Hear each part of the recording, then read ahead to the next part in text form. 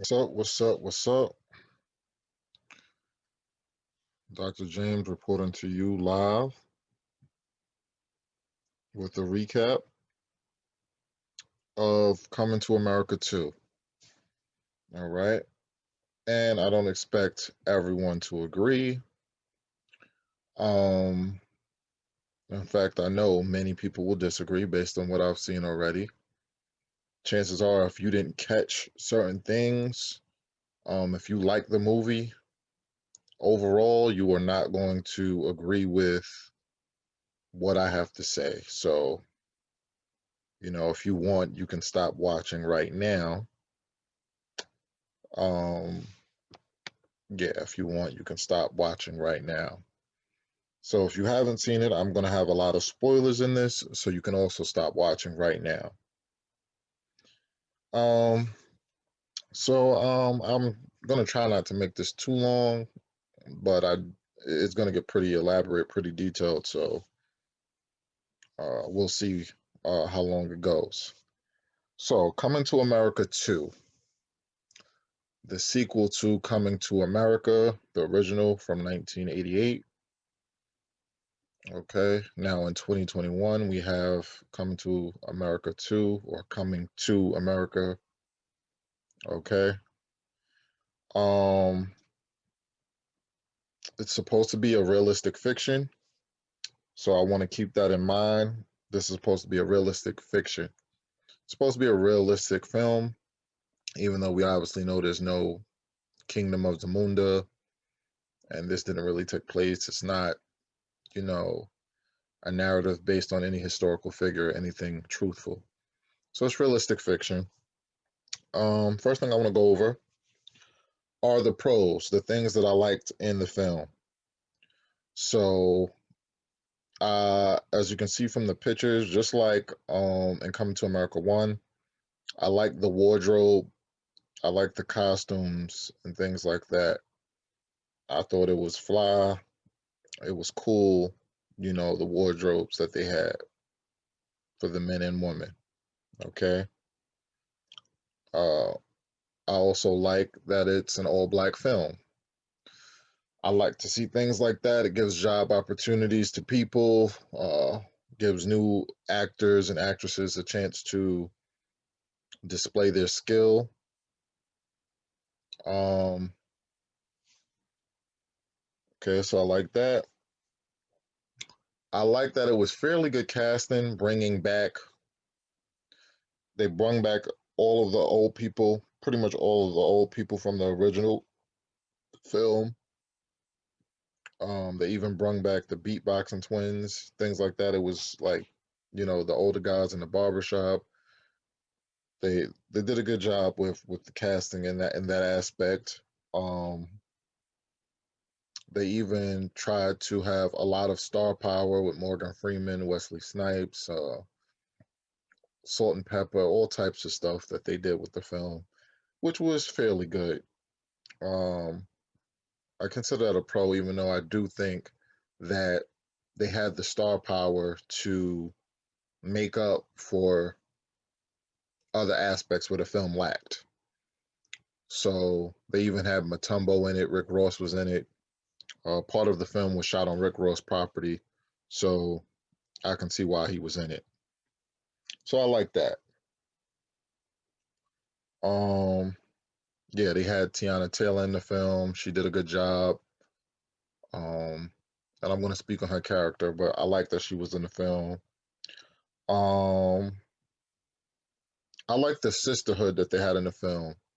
The sisterhood between the Queen, Hakeem's Queen, and Leslie Jones, the comedian who played his baby mama from his bastard son, as they call it in the film. They end up having a sisterhood, and I like that. Despite the situation, they were able to come together and have a positive relationship. I also like that at one aspect of the film during the job interview with his son Lavell, Hakeem's son, his bastard son. In the job interview, they're speaking of the negative aspects of having uh, a fatherless household. and the negative impact it can have on a child. And they also spoke on privilege in that job interview because the young white male giving the interview didn't even recognize some of his privilege until it was brought to his attention. And I like that. I like that they highlighted that. Okay. And I think that's where my pros for the film stop. I think that's where my pros for the film stop because it gets pretty corny after that. I feel like for it to be a realistic fiction, I feel they brought too much politics into it. I see a lot of people saying, "Oh, it's just a film." Well, if it's just a film, why did they allow so much politics in the film, so much real life in the film? I think that they did too much of that and they took away the aspect of it just being a film. I think they took away from it being Coming to America Part 2. Okay? They changed it too much, okay, to try to cater to this new generation, trying to cater to a sensitive audience, trying to cater to modern feminization. All right? And I'm going to go over everything, in parts. So the first thing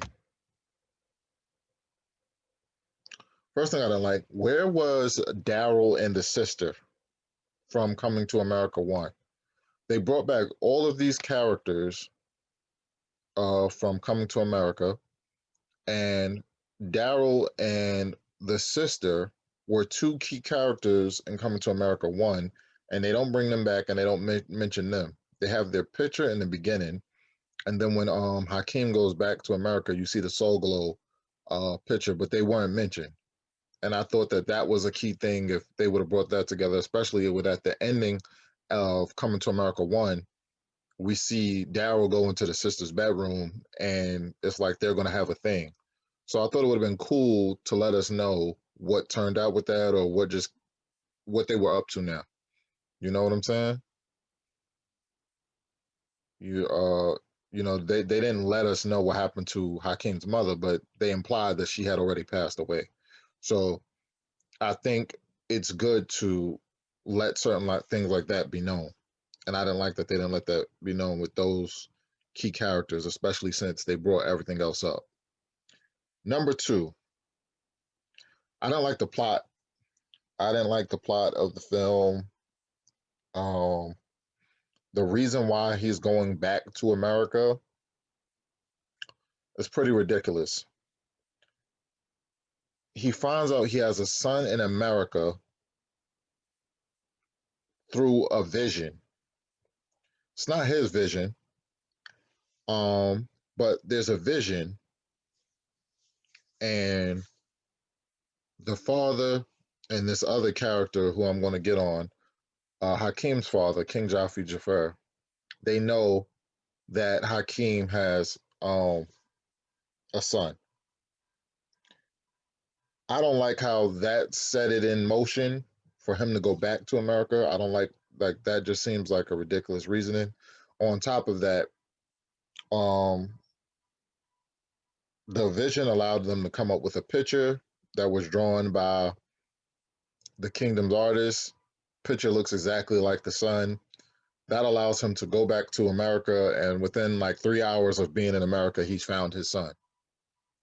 Obviously, I know it's a movie, and for the sake of time, they wanted to make it quick because that's not what they were focusing on. But that seems pretty ridiculous. Okay, so I didn't like that. Also, his father reveals this while he's on his deathbed, literally on his deathbed. And that's stupid to me because his father could have died at any time. And then Hakeem would never have known that he had a son out there in the world. So I just think that that's sort of selfish and it's stupid. that sort of goes against the father's logic, King Joffrey Jafar's logic. He says he was hoping. So like I was saying, um, that goes against the father's best interest, because the sooner he would have let him know that he had a son, the sooner he would have been able to go seek that son and then raise that son up in the culture and prepare him to be king. And it also shows that it's sending a message that him, as a black man, as a father, as a grandfather, he didn't care to tell his own son that he had a son somewhere out there in the world, allowing that son to be a bastard for 30 years. Okay? And what message is that sending? Because in the film, you see he knew nothing about his culture. He didn't know who he was. He had to learn his own culture at 30 years old. He had to fail. No, he had to fall into um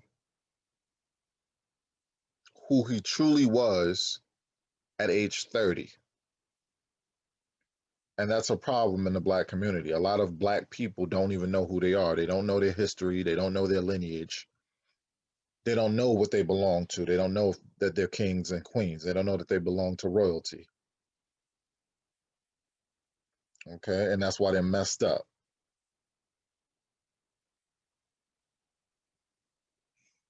So I just felt that that should have been mentioned sooner.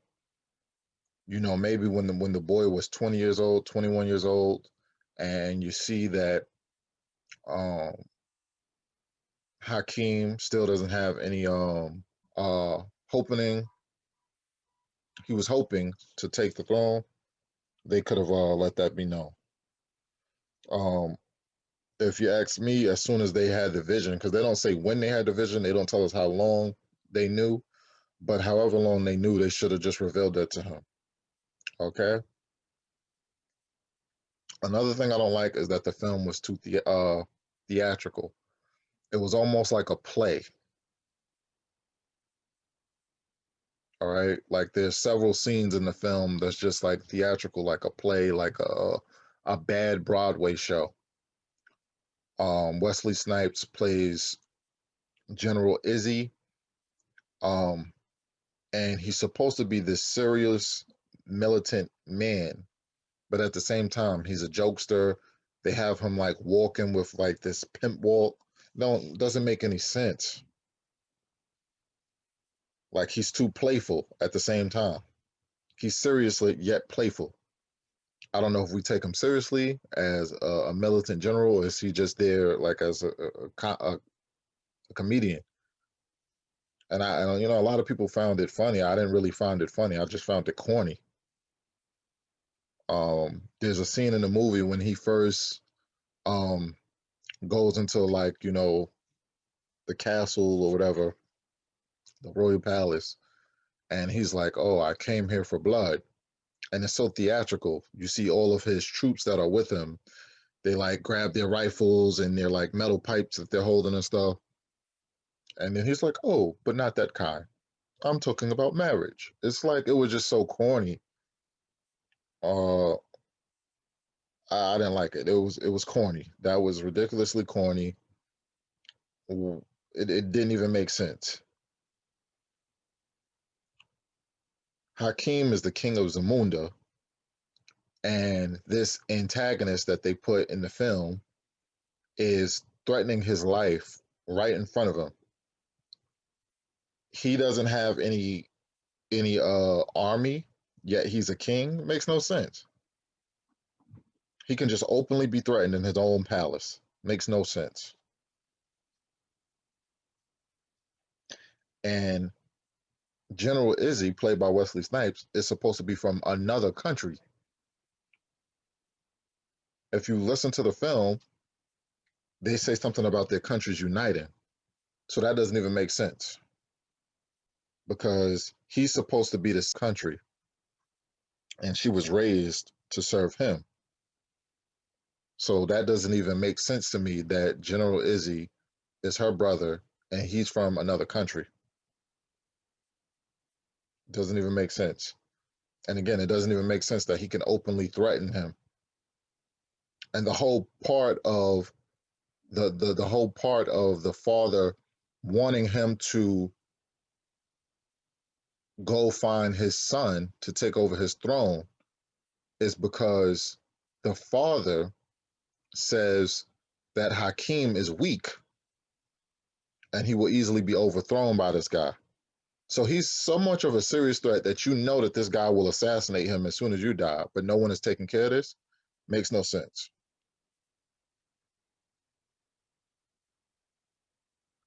And back to this Lord of the Rings type character that they had played by Arsenio Halls named Baba, the one who had the vision, which that having a character like that in the film was just weird to me.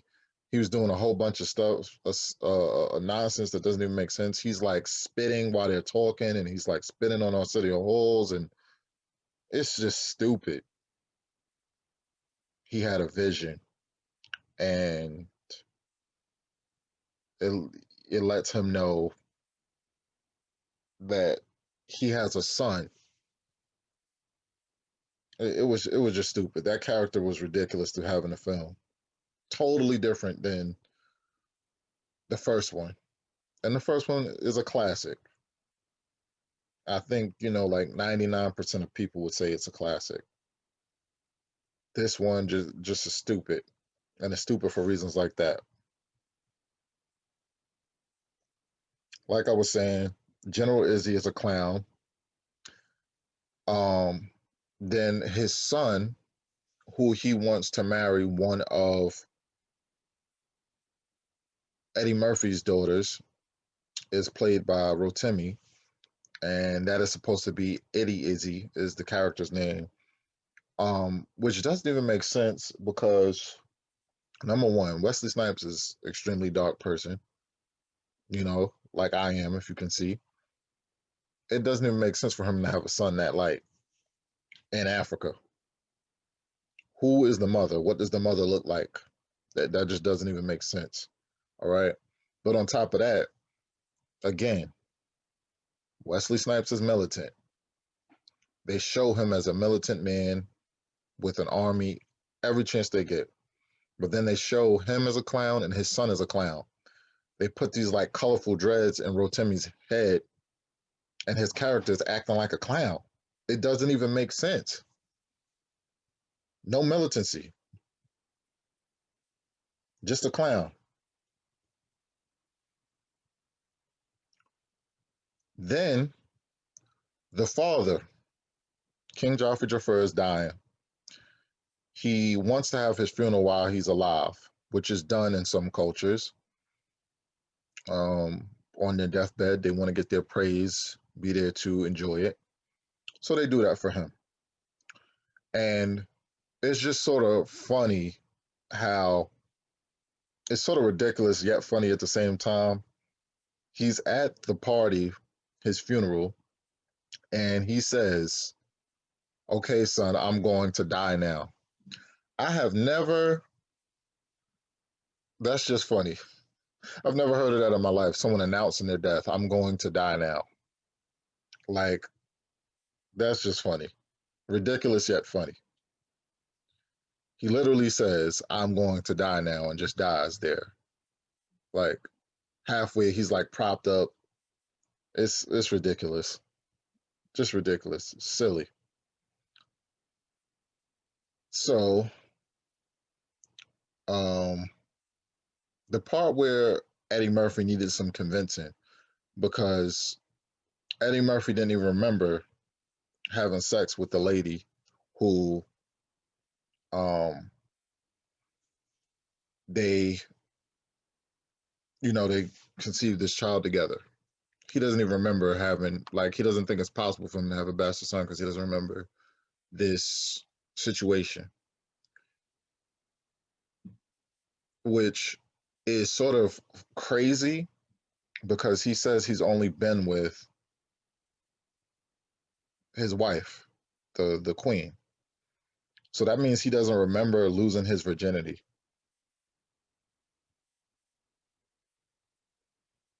He doesn't remember losing his virginity. Really? That's crazy. He describes it, his memory is that of a wild boar jumping on him, jumping in his lap and humping him, giving him pleasure.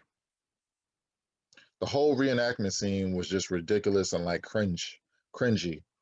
If you like, it makes no sense. Like, too many things are just forced. Okay. And again, with them picking the cast members, the dude who played the prince, Lavell, who becomes they find out it's Hakim's son, the bastard son. There's no way Eddie Murphy and the mother would make a child that complexion. It's like a 99% chance that's not possible. Those are two very dark skinned people, and then they have a son that complexion. Just doesn't make sense. You could have found someone better. That just doesn't make sense. Now, there's a lot of darker people in the film, what do you call it? Light skin and brown skin people. They do a lot with a lot of different complexions in the film. But I just don't like them doing that. Like, that's just not what it's going to look like. That just looks silly. Okay. Leslie Jones is dark skinned, who plays the mom. Eddie Murphy is dark skinned. And the sun coming out that light, all right, just doesn't make sense. Um, we never see them do a blood test. I guess it's just to presume that they did do one and verify that that's his son. I don't know. That wasn't made clear, and that was stupid. So that brings me to a lot of the politics in the film. When they first get to New York, I already spoke of them finding his son in 3 hours, which is sort of ridiculous. They go to the barber shop. Um, the the men in the barber shop, the same cast members from uh, number one, which is mainly just Eddie Murphy and Arsenio Hall playing different characters. So they do that, and then the characters there are having a discussion. Uh, and part of their discussion, one of the barbers say, well, not even one of the barbers. This was Arsenio Hall who said this. They credit Obama. They credit Obama with uniting the country. Obama did not unite this country. Obama did not unite America. How did he unite the country? And then one of the barbers said, "Oh, the unity is gone now." How is the unity gone? That just proves it never was there.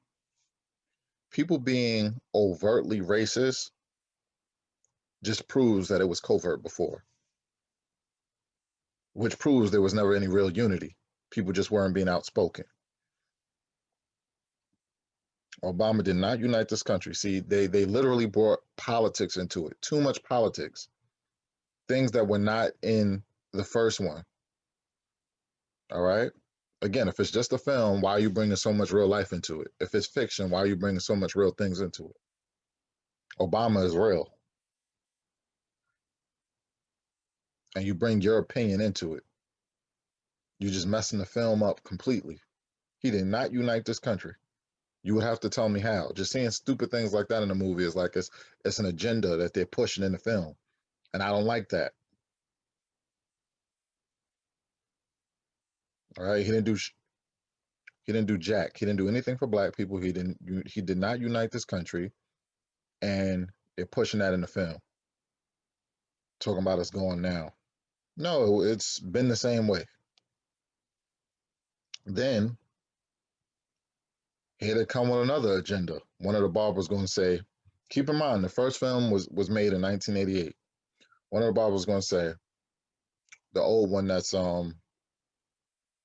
Eddie Murphy playing one of the older barbers. And he says, talk about times of change.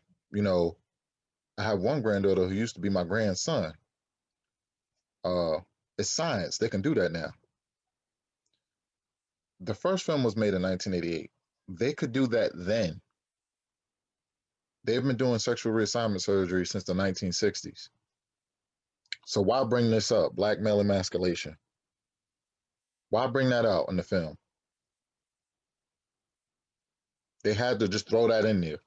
It seems too forced. The first film was in 1988. Now these men are old.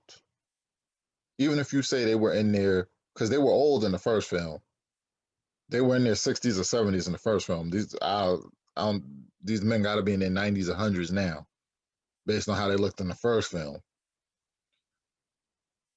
So he says, I have one granddaughter now, used to be my grandson. So they just had to throw that in there. Makes no sense.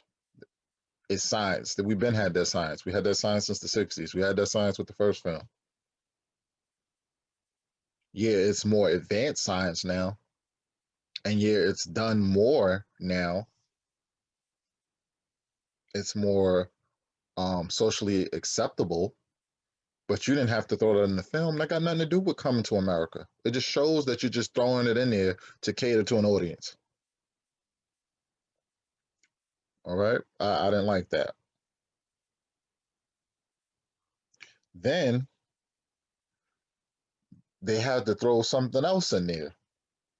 One of the barbers that was sitting down there and talking in a barber shop, one of the white guys, um, he says, you can't even squeeze a tit now. It will get you fired from your job. The first film was in 1988. Where could you squeeze a tit in 1988 and not get fired?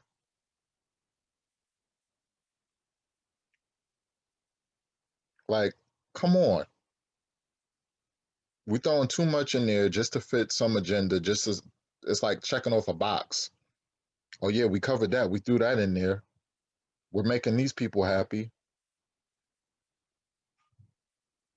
Corny. Eddie Murphy says, I'm so sorry you can no longer indiscriminately touch a woman's body at your every whim. You couldn't do that in the 90s. You couldn't do that in the 80s. Where? Again, where, what job could you work and do that? The same people who could do that then can do that now. So again, I just think that that was too forced. It seems like a subliminal message, but it's not even that subliminal. It's like they were really like obvious with these messages, and it seemed so forced, which made it corny. Corny.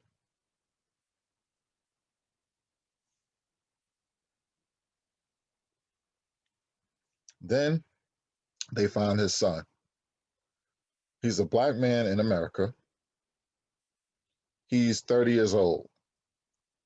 He couldn't be doing anything productive. They had him doing something illegal. He's scalping tickets in front of the garden at 30 years old, not doing nothing productive, nothing going on in his life. Now, they didn't have him on drugs. They didn't have him with a whole bunch of children. Um, but he didn't have a family of his own. He didn't know what his next move was. He didn't have a plan. And again, he wasn't doing anything legal, which is leading down the wrong path. So, what message is that sending? Then they're saying that he was in college and he was 3 credits short of graduating with a business degree, which is one class. In college, 3 credits is one class on average.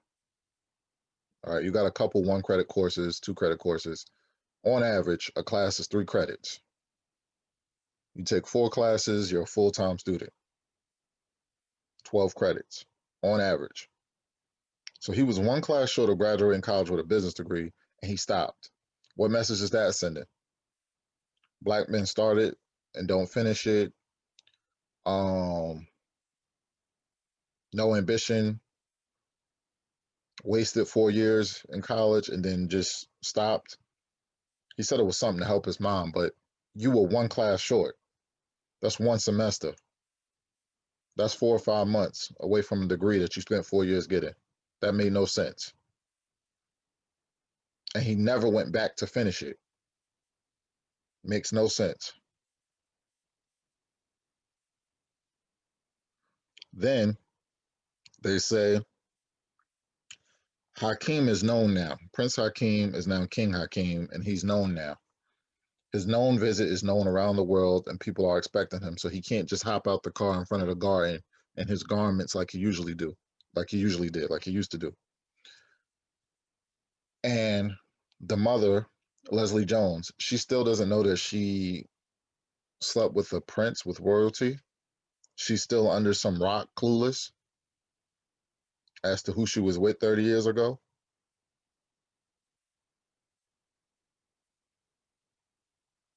That just seems silly. That seems stupid. And again, this is their words that they put in the film. This is the knowledge and information that they wanted us to know, which seems stupid. And then Lavell's mom, played by Leslie Jones, she's just super ignorant throughout the whole film. And she doesn't know how to act. She has no decorum. And I don't like how they do that to us in films. They always have these Black Americans, Black American women, Black American men, super ignorant. We got to learn something. We the only ones with no decorum. She calling caviar black mashed potatoes, and yeah, it's sort of funny. Some of it is funny. Some of her character's personality is funny. It's just, but again, the representation. What messages it sending? It was like 10 of them in a 2 bedroom apartment in public housing in the film. When Hakeem goes to, he goes back to the apartment with his son. It's his aunt in there. It's his uncle, played by Tracy Morgan. It's someone else in there. It's crazy. It was like 6 or 7 of them in there. Come on now. Ridiculous. Like, and a lot of people, you know, when I watch a film, propaganda is spread in a film. They use films to send messages. So whenever we watch a film, you can't just watch a film like, oh, I'm just watching this film. I'm watching it and I'm seeing all of this stuff. I'm like, well, what could this mean? What message could this be sending? And it's sending a whole bunch of like just negative things. I'm like, who could like this film? Overall, who could like it?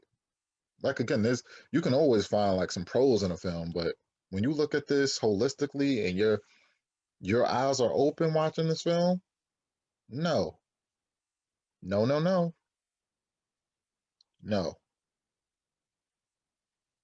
Then they get to Zamunda, they go back,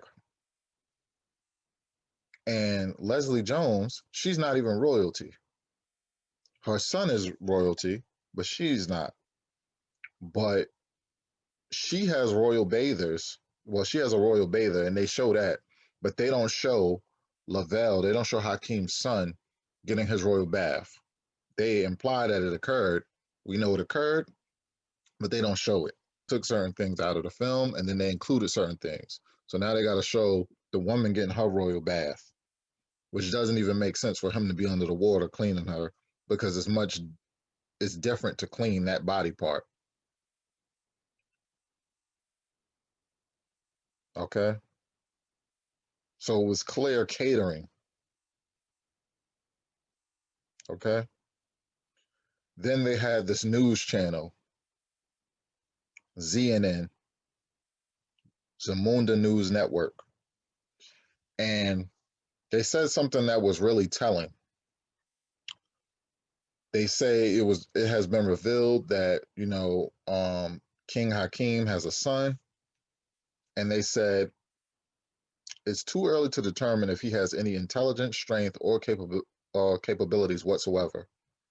However, he's a man, and that's good enough, according to Zamunda law. That makes him fit to be king, which is just stupid. Like I was saying, yeah. So it's just ridiculous. It's ridiculous. They said that the father, not the father. They said that the son uh has no intelligence, strength, or capabilities whatsoever. It's not clear yet if he has that, but yet it's good enough. He's good enough to be a king because he's a man. He's good enough to take over the throne because he's a man. So that was trying to say that as long as you're a man, you can rule, but if you're a woman, you can't rule. Even if you are intelligent, strong, um, and you have all of these different capabilities. It's ridiculous. Ridiculous. All right. The same people who they're trying to change everything with this modern, like, feminist vibe that the movie was giving off. These are the same people who will argue that, oh, how come when, two people get married, why can't the man take the woman's last name? That kind of nonsense.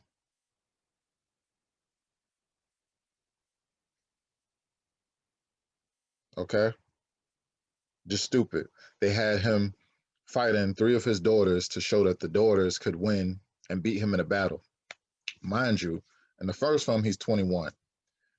So now 30 years later, he has to be at least 51. It took three of them who are, much younger to beat just him. We got to be realistic with things. We have to just be realistic with it. I'm sorry. Be realistic. Then the son didn't want he didn't want beautiful Tiana Taylor. Gorgeous, fine, perfect body, and submissive. So this is saying the message is sending that powerful men don't want beautiful and submissive women, because it doesn't say she's stupid and he doesn't really get to know her. He has a simple discussion with her. He asks her maybe 5 questions. She does what they typically do in these films. She's like, oh, whatever you like. What business do you want to start? She's like, whatever you like. What movies do you like? She's like, whatever movies you like. So she just wants to please him. He gets annoyed immediately and he doesn't want it. That's just not realistic. This is sending a woman down a wrong path. Obviously, I'm a man, I'm a male. Talk to a lot of guys. I don't know any dude that will have a problem, any alpha that will have a problem with a beautiful, submissive woman. Now, obviously, you're not going to be taking advantage of her and asking her to do stupid nonsense for no reason. If a man is going to abuse his power and he's going to abuse your submissiveness, then that's just stupid. Just because my woman would hop on one leg and bark like a dog if I tell her to, I'm not going to tell her to do nothing like that. You got to be a true leader. You got to be a true man. You got to know what to do with that submissiveness. That's why not every man deserves submissiveness, because some men out here ain't real men. They'll use it improperly. So that was just stupid. Didn't like that part of the film. Then the son did all of the tests to become king. He did all of the tests to become king. It was part of him showing that he can do what it takes to be king, to be courageous, intelligent, learn his history, learn the culture. He even put his penis on the line, and that was to show that he was willing to give up his pride. What would the woman give up to show that she's willing to give up her pride? Because she doesn't have a penis. Or shall I say female, before some people say, oh, well, gender is different and you said woman. Okay, what would the female, his daughter, give up to show that she's willing to give up her pride? What would she put on the line? Because there ain't nothing more valuable to a man than his penis. If you're willing to put that on jeopardy with a knife, then you beyond brave, courageous, and you prove to me that you care about this kingdom if you're willing to do something like that. So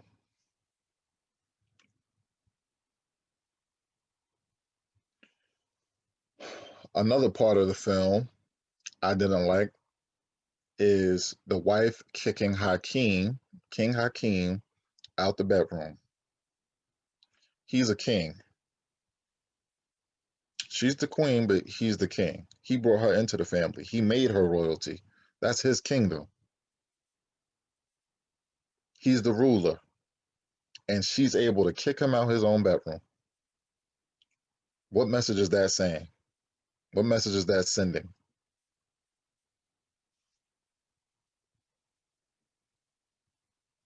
And this is while she's intoxicated. She's able to kick him out his bedroom. The whole sleeping on the couch thing. Ain't no real man gonna let you kick him out his bedroom. Even if we ain't doing nothing tonight, I'm sleeping in my bedroom.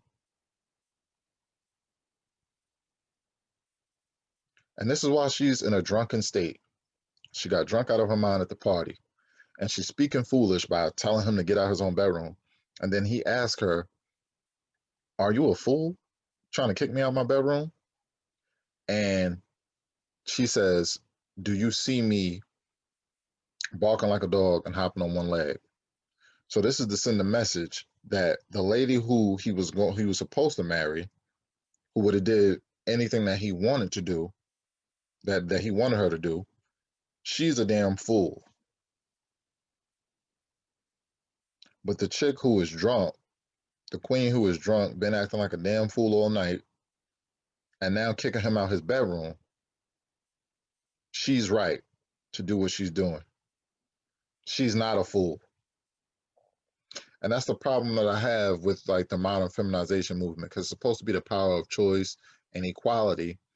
But then a woman who goes against that, their argument or what they're saying, they'll bash that woman.